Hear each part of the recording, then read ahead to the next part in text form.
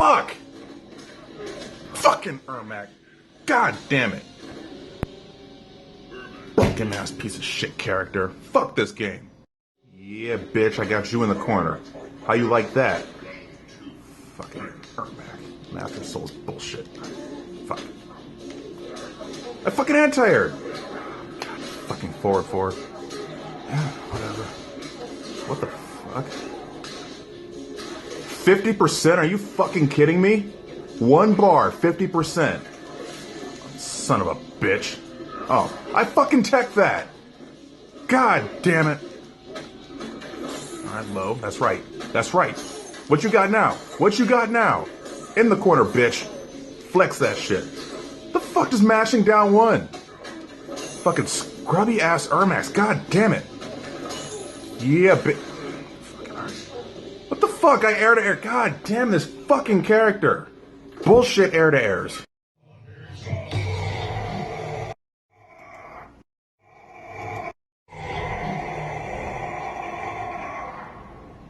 Ermac wins. He's got the whole world in his hands. He's got the whole world in his hands. Oh no.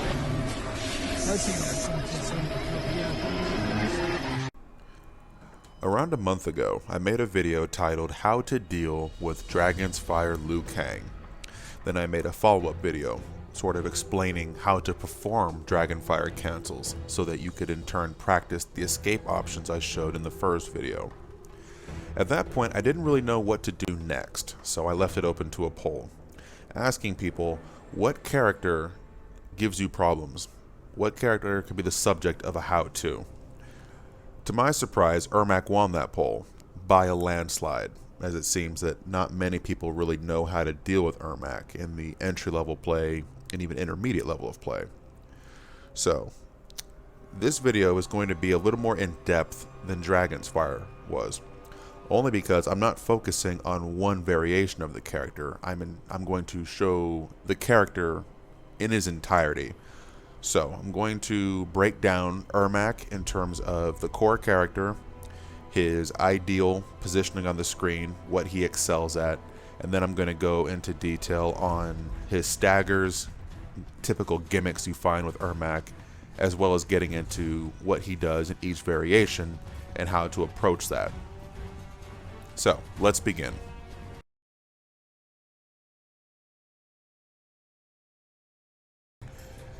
In order to beat Ermac, you must first understand what not to do against him and what his strengths are. In this game, Ermac possesses all of the tools, really, to control space. In the air, with his exceptional jump normals, jump 3 and jump 1. Directly in front of him, with lift and the ability to teleport. And above his head, with his many anti-air normals. So one of the key things is to limit your movement in front of Ermac to moves that have very low recovery, and to understand what range your character's normals will reach. Oftentimes when I see people try and fight Ermac, they will be scrambling around just trying to land a hit because they're desperate or they're impatient. And Ermac thrives on making his opponent impatient and throw out stupid moves. And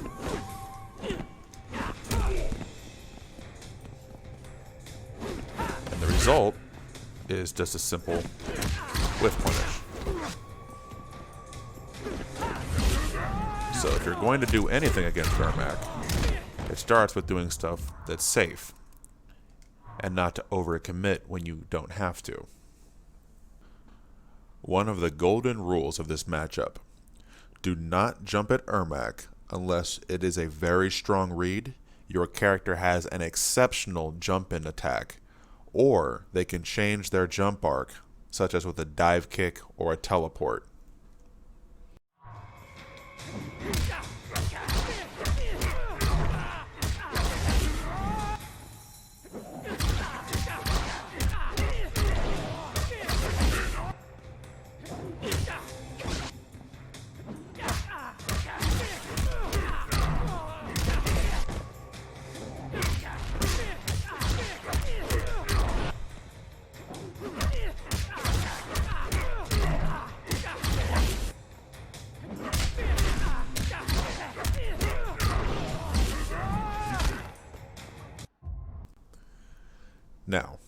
The next golden rule: you cannot be afraid of Ermac. As we mentioned before, this character likes to control space and in turn make you impatient and do something stupid because you get upset. This is something else I see. Players are content to try and slowly inch their way in and essentially let Ermac do whatever he likes because they're afraid. Or they'll try to jump and they'll get hit by the ground pound. So they kind of just dance around from full screen. Meanwhile, you look and you see that Ermac's already built a bar of meter. Ermac would love to sit full screen for a majority of the match and just build meter endlessly.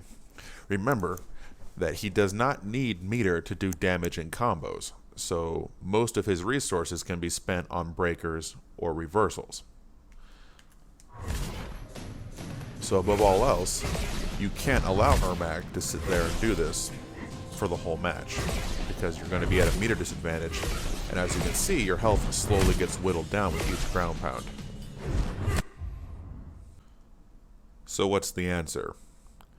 One thing you don't want to do, when you see Ermac go in the air, you do not immediately want to jump.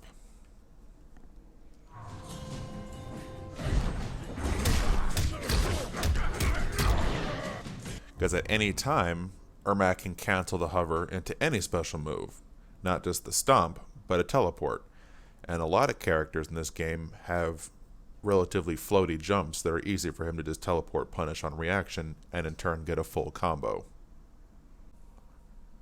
From full screen, your objective is to close the distance on Ermac quickly but safely. Now, if you notice that the Ermac player is content with just doing hover stomps to build meter and to do chip damage, you treat it just like you would full auto Jackie. In between stomps, you cover as much ground as possible without overcommitting to anything, because a smart Ermac player isn't going to risk a teleport from the hover unless he sees you whiff something big, for example, a jump in.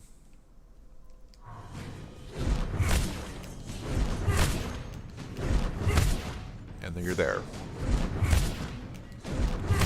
Now, if you notice the Ermac player is getting into a pattern and not really mixing anything up, then you can try a jump.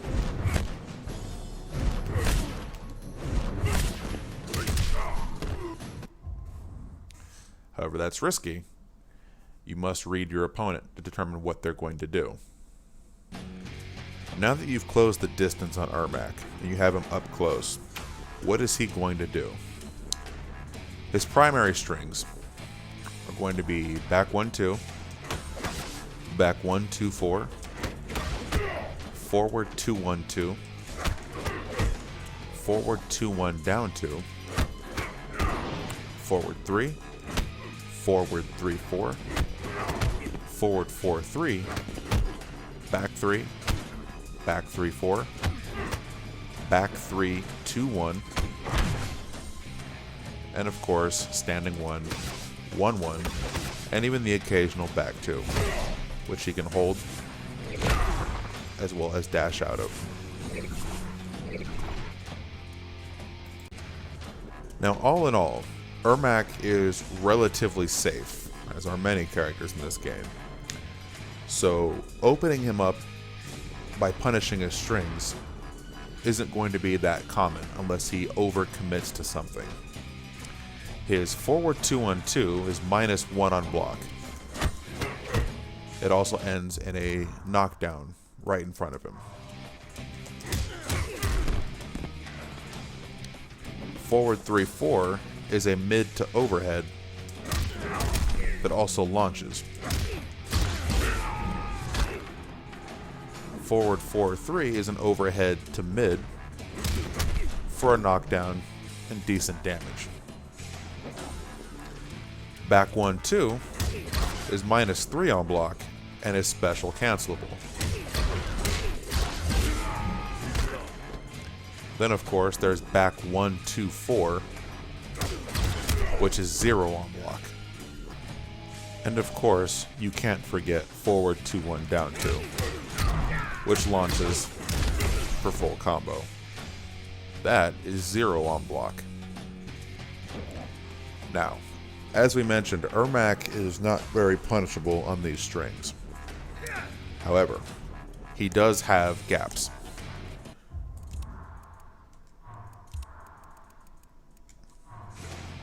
Okay. Now, he'd love to use forward 2-1 down 2 all the time if possible. With 0 on block, it launches on hit. There's really nothing wrong with it. Except it has a gap that most characters can armor out of. Or if you're lacking meter, you can simply backdash and then find your way back in.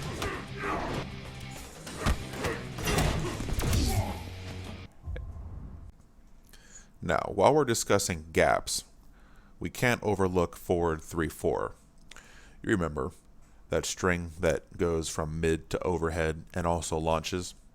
It's -1 on block, so there aren't many characters who can counterpoke it even with the pushback. However, some characters can armor, because there is in fact a gap between the 3 and the 4. Backdashing isn't going to help you too much because the forward 4 part hits twice and moves forward. So your odds of backdashing that are very slim.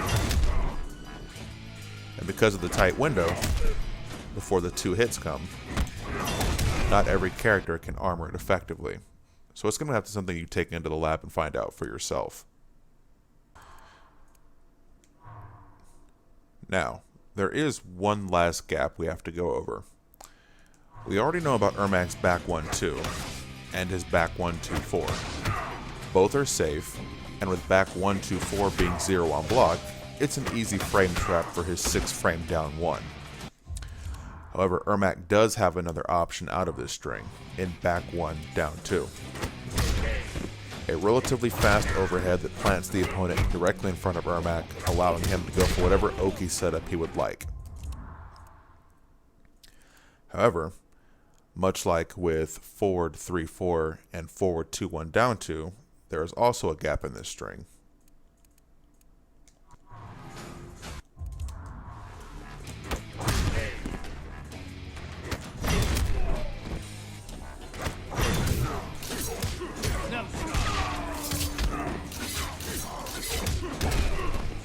Now, you likely won't make too much use of this because not a lot of Ermacs will really use back 1 down 2. Kano can obviously punish it on block anyway. They won't make very much use of this string unless they see the opponent is constantly crouch blocking back 1-2. You have no reason to crouch block that string. There is no low option out of it. And doing so only invites the Ermac to eventually throw in the back 1 down 2. And the last thing you want is to be on a knockdown in front of Ermac. Now, outside of those gaps, Ermac doesn't have very many strings that you're going to combo punish on block. In fact, most of his strings will range from either 0 to -6.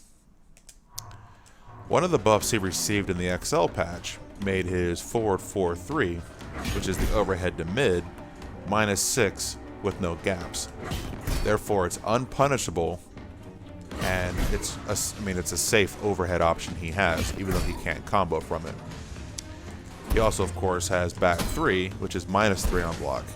He can fish with it all he likes.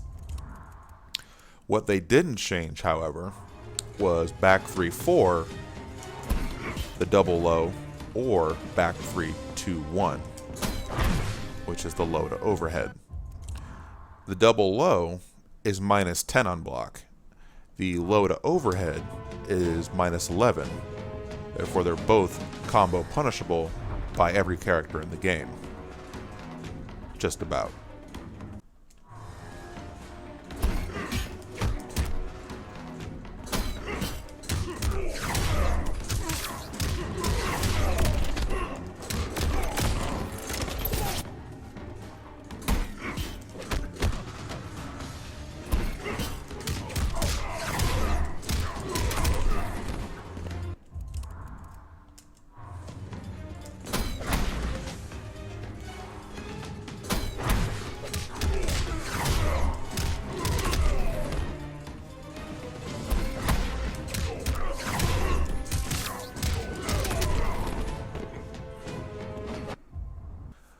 Lastly, we're going to touch on Ermac's staggers and some of the gimmicks he can play in the neutral to players who aren't as familiar with him, or maybe whose reactions aren't quite developed yet. One of the common things I see with many characters, not just Ermac, is using standing 1 and standing 1-1 to act as frame traps for their overhead or low mix-ups. So I'll see something like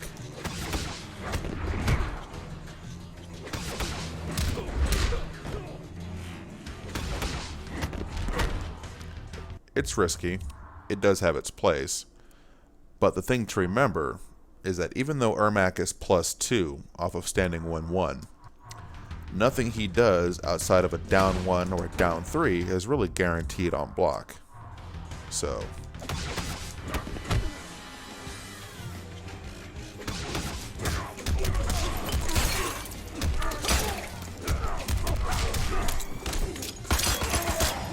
Like your new holes.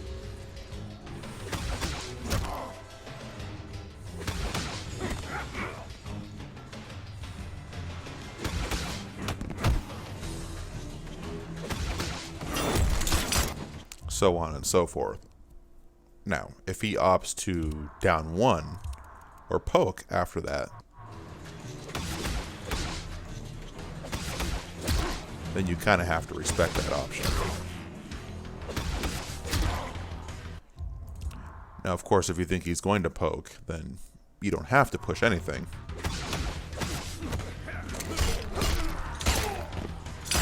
Let him hang himself, but don't let him 1-1 into anything other than a poke or armor or like a grab. One of the other gimmicks I see Ermac players employing, and I'm guilty of doing this myself, is ticking the opponent with forward 2. And what I mean by a tick is that you get the opponent so conditioned to blocking forward 2-1-2, forward 2 down 2, or forward 2-1 down 2, that you can literally walk up forward 2, grab. Forward 2 being -2 or -3 on block. There's not a lot of recovery, but there's a pretty noticeable gap, and you have plenty of time to react if you're paying attention. You can see how much time there is before he can actually grab you.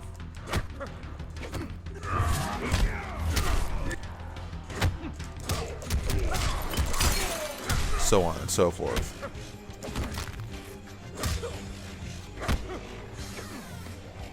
And of course, most Ermac players are going to go for the grab after that on block anyway, so you can simply whiff punish. So on and so forth. Gimmick/stagger number 3. Ermac players know that forward 3-4 has a gap. Just like we know it's also -1 on block. Therefore, it can't be punished on block, and it's an easy frame trap for our down 1. Now, myself, when I begin to notice the opponent is respecting forward 3-4, standing there and blocking the whole string, maybe even blocking the poke afterwards, what I'll do is I'll stop forward 3 and then simply grab the opponent.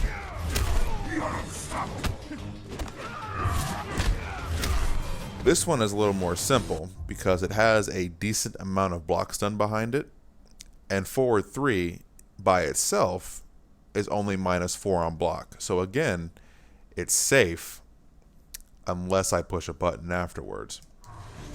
However, it's -4, as I mentioned, so there's a considerable amount of time that has to pass before I can grab you, leaving you free to react to the fact the string isn't being completed and to counter hit.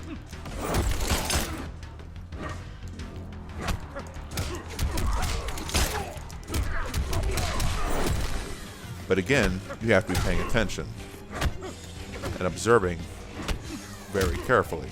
Otherwise, it's a grab mix-up.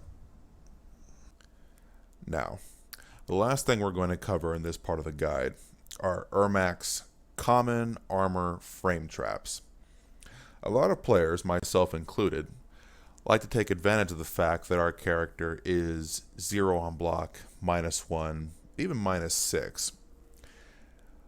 Our goal is to bait the opponent into pushing a button that we can then check with a down 1, a down 4, or armor.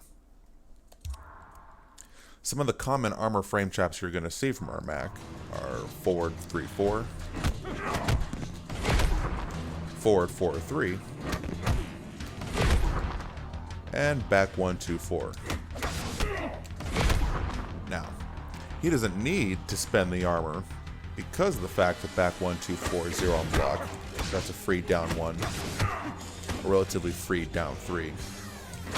Same can be said with 4-3-4.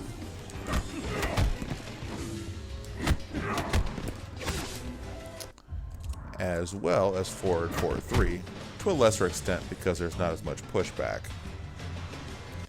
Now, some of the common frame traps you're going to see with the armor are those very same strings. And he's just going to gamble it all. The armor is safe at -5. It does roughly 16% damage, I believe. 15%, and pushes you full screen, where you'll then have to deal with his little array of fun anti-zoning tools. Now, if you notice the Ermac player is recklessly throwing his armor around with these frame traps, you'll have to adjust your playstyle accordingly. For instance, forward 4-3 is -6. Ermac can't push a button without getting counter hit, so he's going to often try and just throw the armor around.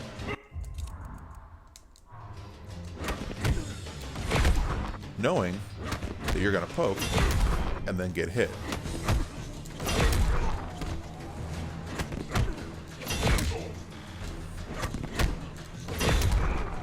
So, what you're going to have to do, again on a read, is adjust accordingly.